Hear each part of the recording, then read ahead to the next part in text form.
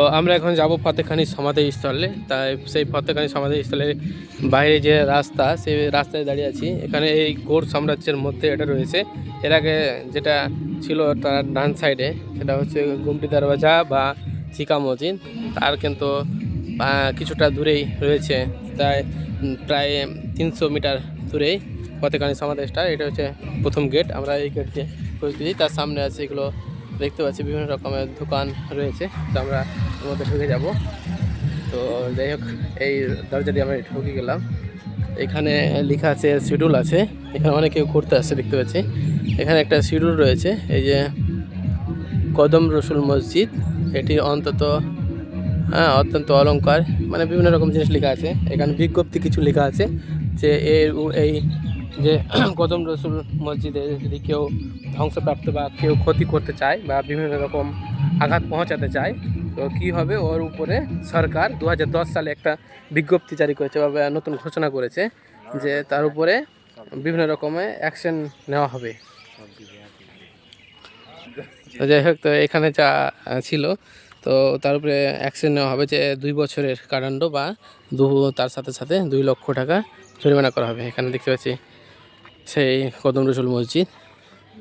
তো আমরা এর ভেতরে ঢুকবো।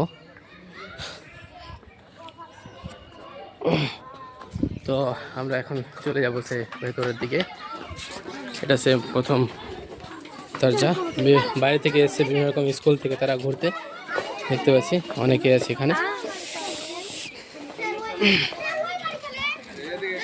এই যে এটা হচ্ছে পুরো মসজিদের এরিয়া। আর যেটা সাইডের দিকে দেখতে পাচ্ছি যে এগুলো সব স্কুল থেকে ছাত্রছাত্রী পড়ুয়ারা এসছে এখানে।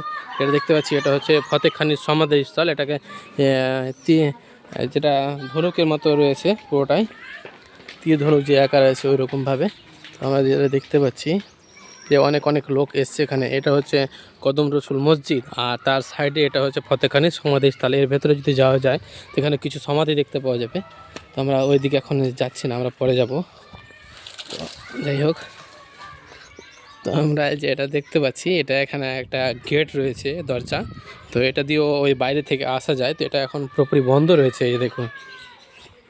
এই যে আমরা কয়েকজন মিলে ঘুরতে এসেছিলাম, এখানে একটা সমাধি দেখতে পাচ্ছি, কিন্তু এটা জানি না, এখানে কোনো শিডিউল লাগানো নাই, কিন্তু ইতিহাস পড়লে আমরা জানতে পারবো কার সমাধি আছে। কিন্তু এখানে একটা সমাধি রয়েছে, কিন্তু এটাকে এতটা গুরুত্ব দেওয়া হচ্ছে না।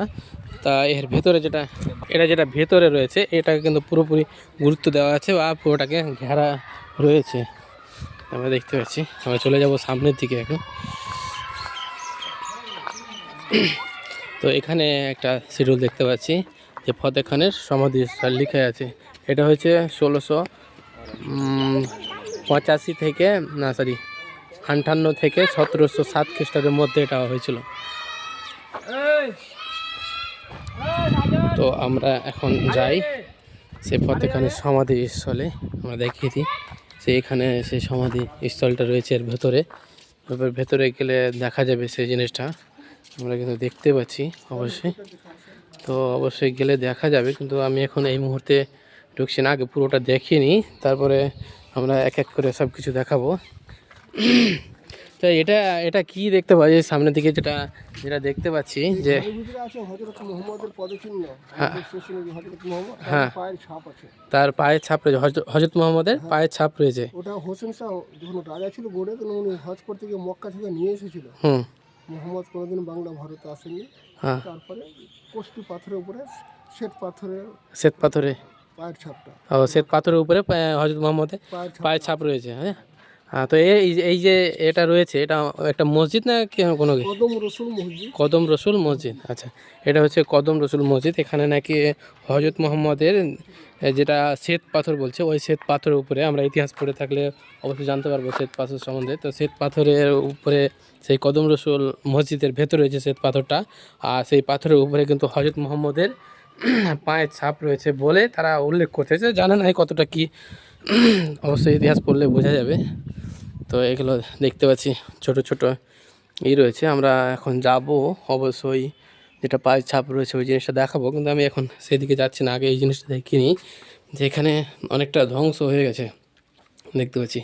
এই দেখুন, ইটগুলো অনেকটা ক্ষয় হয়ে গেছে, ছোট ছোট ইট। আর উপরে ছাদ কিন্তু নাই, পুরোপুরি শেষ হয়ে গেছে, উড়ে গেছে। তো দেখুন ওটা ভেঙে চুর চুর হয়ে গেছে জায়গায় জায়গায়।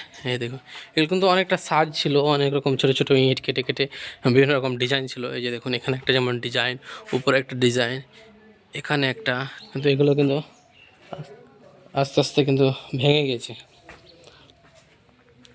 তো যাই হোক আমি ওই জিনিসটা দেখছি না।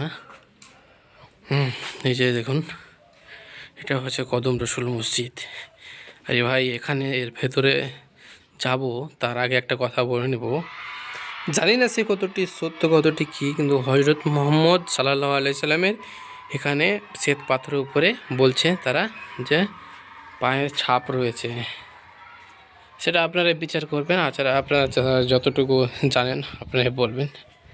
এটা রয়েছে মালদা গৌড় সাম্রাজ্যে পেঁয়াজ বাড়ি যেটা বলে।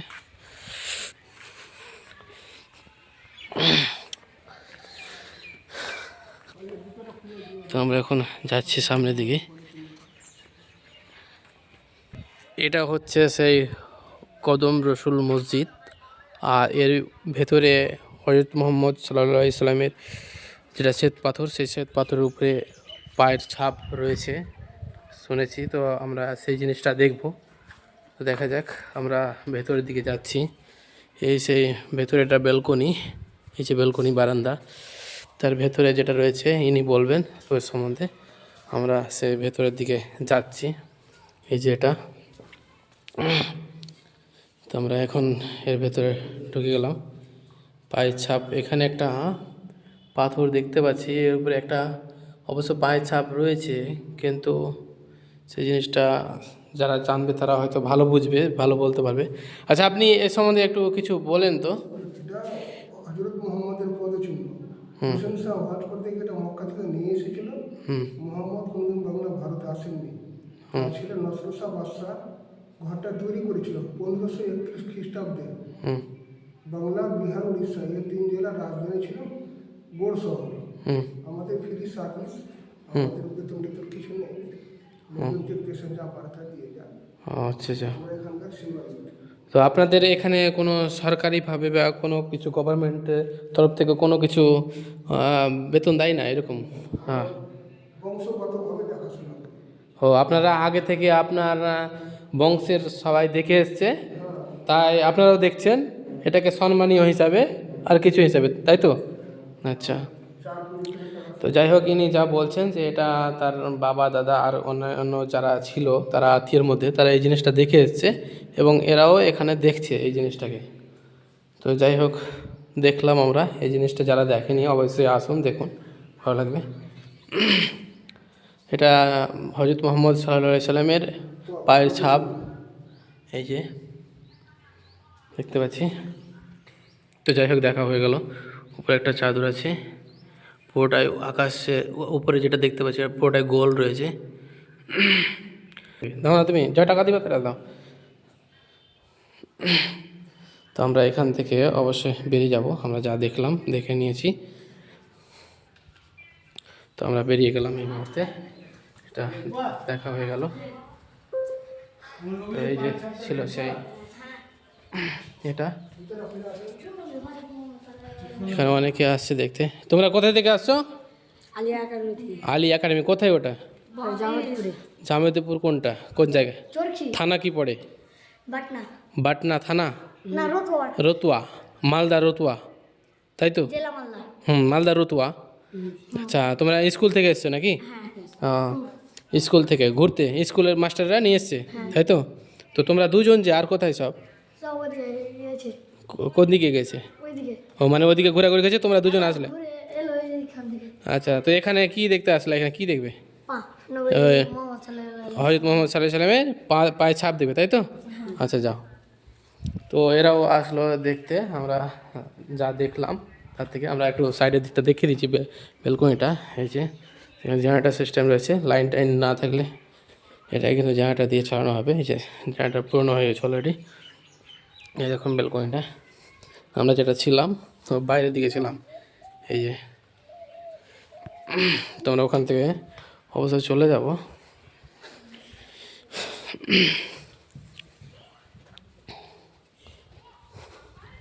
এরাও বেরিয়ে গেছে। আপনারা চলে যায়। এখানে জুতো রেখে ঢুকতে হবে, এখানে জুতো নিয়ে যাওয়া যাবে না একেবারে, কারণ যেহেতু ধর্মীয় জায়গা, ধর্মীয় জায়গাতে যে কোনো জায়গাতে গেলে সেখানে জুতো অ্যাকচুয়ালি রেখে যাওয়া ভালো। তো এটা ছিল সেই কদম রসুল মসজিদ। এই কদম রসুল মসজিদে থেকে আমরা বেরিয়ে গেলাম, দেখলাম তো বিভিন্ন জন বিভিন্ন রকম করে, অনেক অনেক জায়গাতে ভণ্ডামি আর কিছু, কিন্তু জানি না সেই জিনিসটা কী আছে। আপনারা যারা জানেন এই সম্বন্ধে অবশ্যই, যারা অভিজ্ঞ তারা অবশ্যই বলবে। ঠিক আছে, আমরা এখন এখান থেকে বেরিয়ে গেলাম। এখানে একটা রয়েছে, তো এখানে গেলে অবশ্যই দেখতে পাওয়া যাবে।